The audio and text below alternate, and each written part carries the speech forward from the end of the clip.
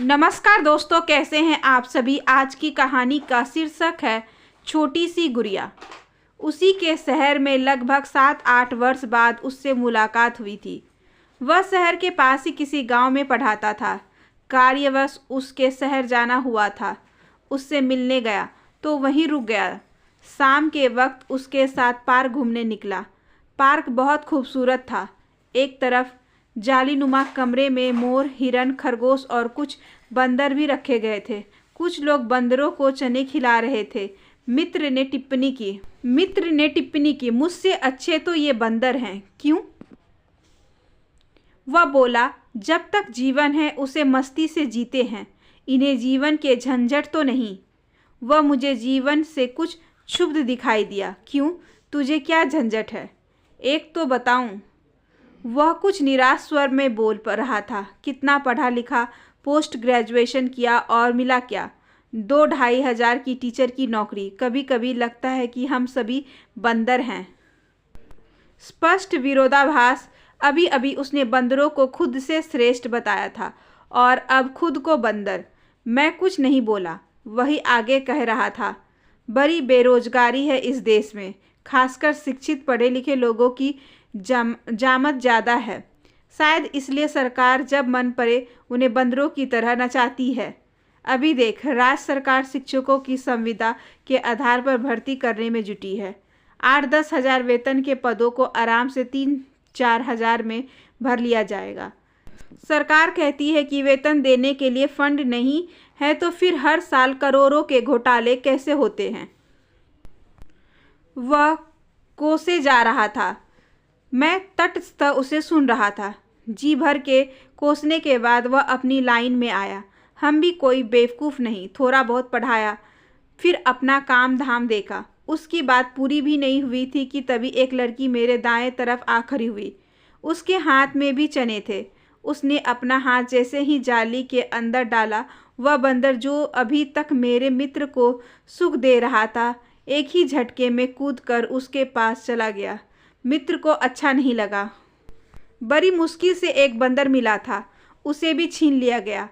उसने क्रोधित दृष्टि से उस लड़की की तरफ देखा। मैंने भी उचटती सी नज़र उस पर डाली। उस लड़की ने भी मेरी तरफ देखा। मैं झेप गया और पुनः मित्र की तरफ देखने लगा। मित्र अपनी खींच को दूर करने के लिए शेष चने मुंह में डालते हुए बोला, चल। मैं उसके साथ चल पड़ा। चला ही जाता यदि पीछे से उसी लड़की का स्वर न सुनाई दिया होता। सर, मैं पलटा। वह मेरे सामने आकर खड़ी हो गई। आपने मुझे नहीं पहचाना? मैंने गौर से देखा।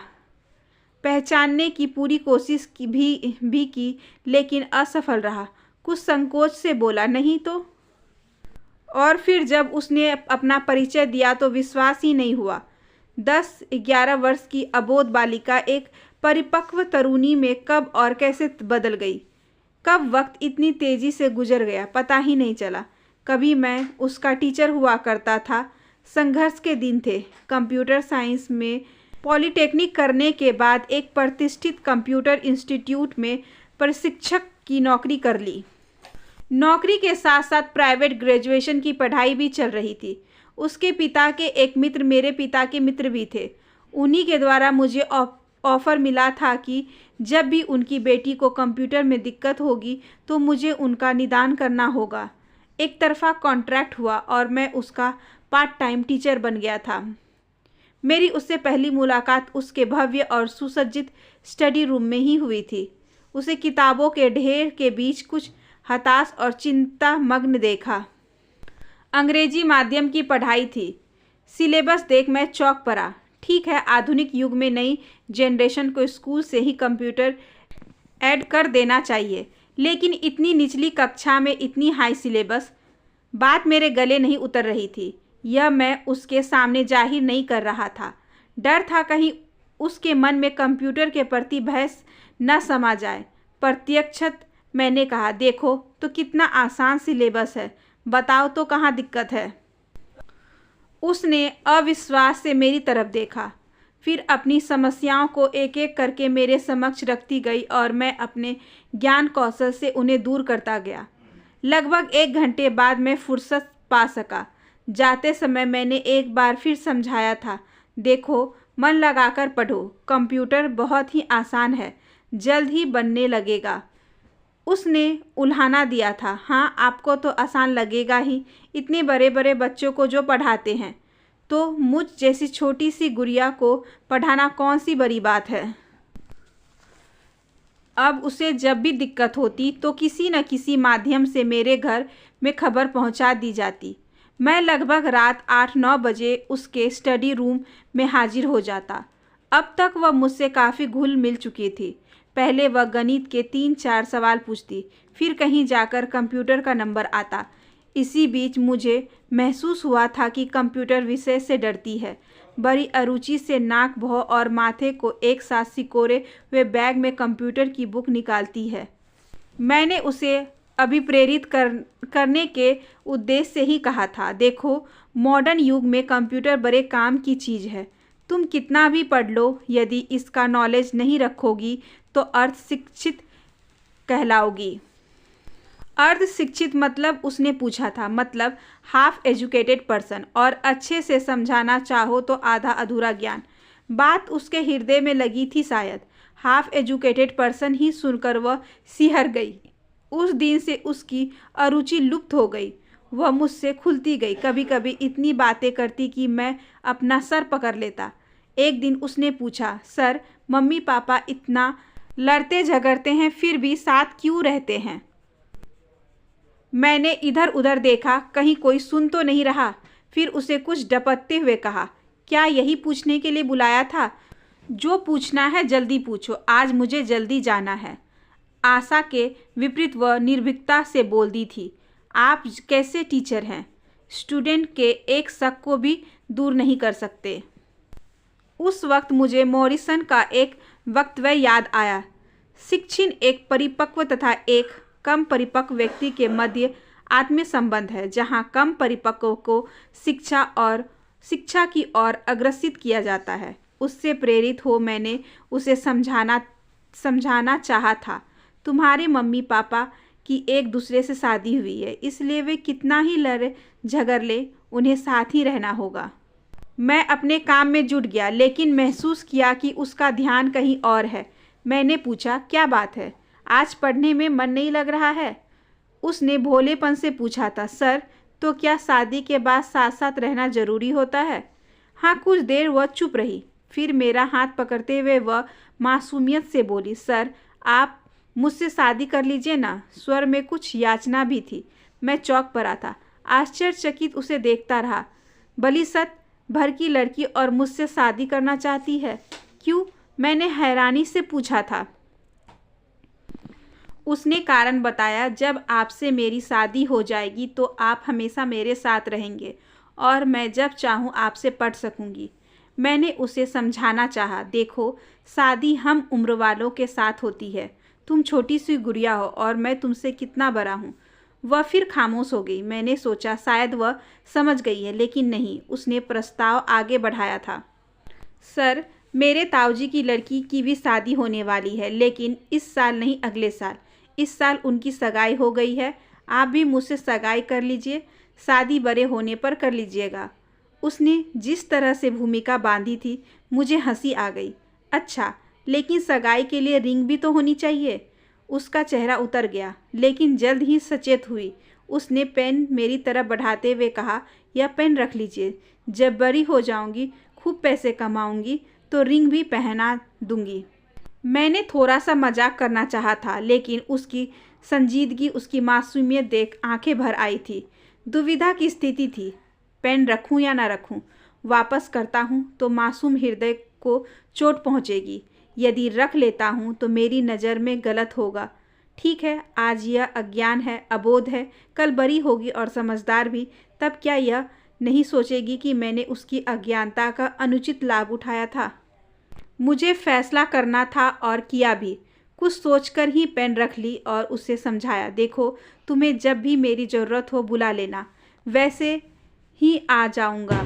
इसके लिए शादी करना ज़रूरी नहीं है और ये बातें किसी से दोबारा मत कहना। वह हंसी थी, एक निश्चल हंसी।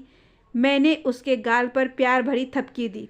इससे पहले अखबारों में ऐसे दर्जनों केस पढ़ चुका था जिसमें शिक्षक ने ही अपनी मासूम और भोली भाली छात्रों के साथ दुष्कृत्य किए थे।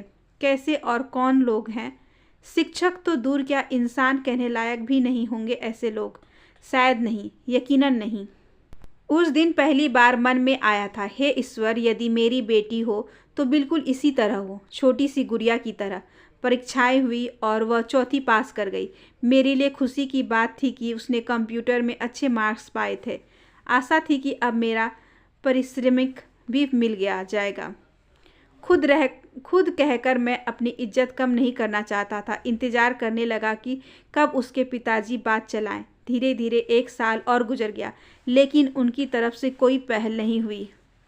मैं अब भी उसे पढ़ाने जाता था। क्या करूं? वादा जो किया था, लेकिन वह उत्साह नहीं रह गया। इस भौतिकवादी समाज में जहां पग पग पर धन की जरूरत होती है, कौन और कब तक बेगारी कर सकता है? मैंने संतोष कर लिया। चलो, बदले में पैसा न सही, एक बच्ची की मनस्थिति को समझने का अनुभव तो मिला। इधर वह 6ठी में गई और मैंने खुद का व्यवसाय प्रारंभ कर दिया। घर से जल्दी निकलता और देर से लौटता, समयाभाव होता चला गया। उसके संदेश अब भी मेरे घर आते। 1-2 बार मैं गया भी, लेकिन ज़्यादा दिन तक यह कर्म न चल पाया। उसके संदेश आने बंद हो गए। शायद वह मेरे समयाभाव को समझ चुकी थी। समय तेजी से गुजरता गया। मेरी शादी हुई और 1 वर्ष के अंतराल में ही एक बेटा भी। इतना व्यस्त होता गया कि उसकी शक्ल सूरत भी दिमाग से उतर गई। वह सामने खड़ी थी। मैंने उससे पूछा था, यहाँ कैसे? उसने चहकते हुए जवाब दिया, सर, मैं आईटी से इंजीनियरिंग कर रही हूँ। सुनकर आश्चर्य हुआ। आईटी से? क्यों, तुम्हें तो कंप्यूटर से डर लगता था ना? था, उसने जोर देकर कहा। अब नहीं लगता। आपकी हाफ एजुकेटेड पर्सन वाली बात हमेशा याद रही थी। अच्छा, मैंने और कुरेदना उचित नहीं समझा। अब वह परिपक्व है। उसने बात बदलते हुए कहा था, सर, आज टीचर्स डे है। Happy teachers day sir. वह मेरे पैर छूने के लिए झुकी थी। मैंने बीच में ही रोकते हुए कहा था, अरे यह क्या कर रही हो? ये सब पुरानी परंपराएं हैं, कंप्यूटर युग में नहीं चलती। फिर भी उसने जोर देकर मेरे पैर छू ही लिए। मुझसे विदा लेते समय उसे दुख था कि मुझे गिफ्ट देने के लिए उसके पास कुछ भी नहीं है। मैं अपने आप को रोक न पाया। उसी तरह प्यार से उसके गाल पर थपकी दी। आंखें भर आने को थी। मुश्किल से कह पाया था, कोई बात नहीं, वो पेन आज भी मेरे पास है, तुम्हें याद हो ना हो। उस दिन भी टीचर्स डे ही था। वह चली गई। पीछे से मित्र ने पूछा, कब पढ़ाया था इसे? मैंने कुछ तल्ख स्वर में कहा, उसी जमाने में जब मैं भी तुझ जैसी सोच रखता था। वह तिलमिला गया। एहसास हुआ भाषा गलत है। मैंने नम्रतापूर्वक उसे समझाना चाहा, देख, यदि वेतन कम है, गुजारा ना हो तो कोई दूसरा काम कर ले, लेकिन ईश्वर के लिए एक शिक्षक के कर्तव्य और उसकी गरिमा को ना भूल। नहीं तो कागज पर 100% साक्षरता होगी, किंतु वास्तविकता कुछ और होगी। सुन, वह हौले से मुस्कुराया था। शायद यह उसकी मौन स्वीकृति रही होगी। आशा करती हूँ कि आज की ये छोटी सी कहानी आपको अच्छी लगी होगी। अगर अच्छी लगी हो तो please like, share and subscribe करें हमारे चैनल को। ज़्यादा से ज़्यादा शेयर करें और बेल आइकन को ज़रूर प्रेस कर लें ताकि अगली वीडियोस की नोटिफिकेशन आपके पास सबसे पहले पहुँचे। धन्यवाद।